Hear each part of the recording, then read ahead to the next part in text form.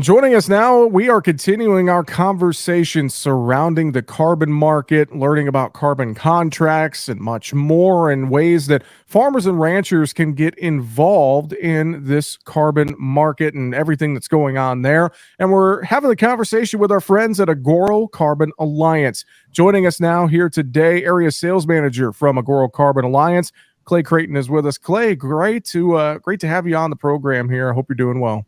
Yeah, doing great, Jesse. Hope you're doing well also. I'm doing good, and I'm excited to learn more about the carbon market in general. And I know we've been talking with Agoro now, just learning some of the ins and outs of the company and learning a few different things, a lot of the basics surrounding the carbon market. And I want to focus with you today on things that farmers and ranchers need to be aware of, so to speak, before they would sign a carbon contract. So maybe just to start, I know that you guys have, I believe it's a 10-year program when it comes to your contracts. Can you just talk a little bit about that first before we get into some of the nuts and bolts here, Clay? Yep. First, for example, with our contract, it is a 10-year contract, but there are certain stipulations within it. Like, say you have rented ground and you lose a piece, we have understanding with that too. So it's not, obviously you're not signing, a blood oath, so to speak, like, yep, we have to be there in 10 years type deal. But so just to be aware of that. And the reason for the 10-year contract is because it does take time to sequester carbon. So that's the main point behind that. So typically when a grower signs up, we will do the soil sample in year 1 to get their baseline established, come back in year 5, and that's their first real carbon credit payment based off that sampling difference there. And then again at year 10. So the 5-year gaps are because it does take time to sequester carbon with these practices.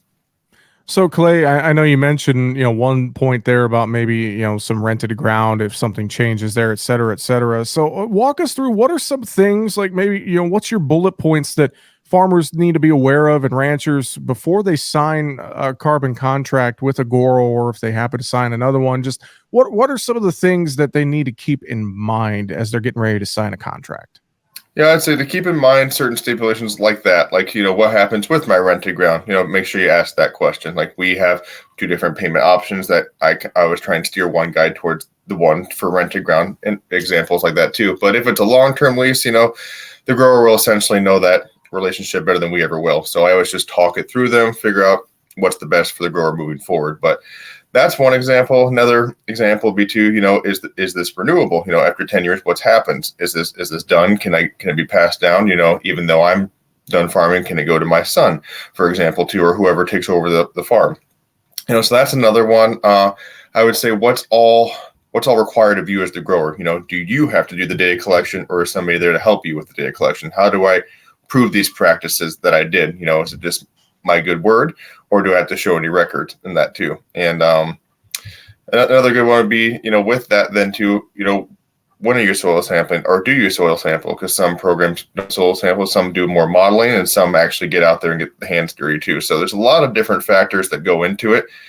I would say just make sure whatever representative you're talking to, just really go through the motions with them, and they're there to help you ultimately. Well, and I think with all of this, and I know with Agoro, transparency is key. You guys are very good at that. And if there are questions, you walk through them one by one with growers, with farmers and ranchers as they're looking to enter into a partnership with Agoro. Because at the end of the day, and I know I've touched on this before, it truly is a partnership working with you guys for 10 years, isn't it, Clay? Yeah, absolutely. And that's why I always try and promote, you don't only get me as the salesperson, but you also get one of our grower success team members. And I always push that forward that, hey, you've got, Clay and Mark, or Clay and Steve, like, throughout this process with you, always available for questions. So I don't want to just be the type of company that just, signs up and says, all right, thanks, we'll see you later type deal. I want them to know that, hey, they can call me, they can text me, and go from there like that too. It is a relationship. It is a partnership, and you need to make sure everybody's comfortable within that. Well, it's a relationship and partnership, because I think still a lot of folks are still trying to learn and understand the carbon markets as a whole, Clay. I'm sure you feel a lot of those questions as well, as people are just trying to, understand more and more as we really dive into this climate smart carbon market type space, don't you? Yeah, absolutely. I would say a lot of my first conversations, even if it's a quote unquote hot lead, if they have a lot of interest, it still is a lot of education first okay, how do the carbon markets work exactly? Are we in the voluntary markets or in non-voluntary? Or who are we working with? How do you differ from others? Mhm. That's common questions too. So I was just try and educate them as best I can for, hey, here's how we do things. This is how we differ. This is what you look out for. But it's a lot of education first and foremost. And then after you do that enough, it's like, okay, then where could we possibly be a fit for your operation?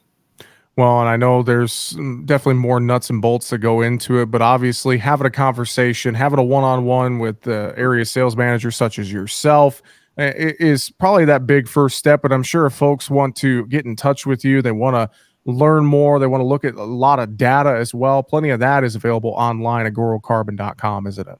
Yep, absolutely. Yeah, we have agrocarbonalliance.com, and we created a whole knowledge hub even too. And it's articles, interviews, podcasts, papers, all written by salesmen like me and GST members like Mark and Steve and members of our science team, carbon team. And there's even a search bar there too if you want to search, carbon contracts.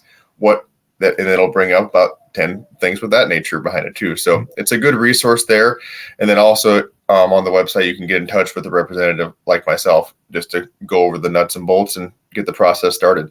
It's always good to at least have a conversation and learn more and ask the right questions. And again, you can get all the details, agorocarbon.com. Clay Craighton with Agoro Carbon Alliance. Appreciate a little bit of your time and I look forward to talking to you again soon. Thanks so much. Yep. Thanks a lot, Jesse. Appreciate it.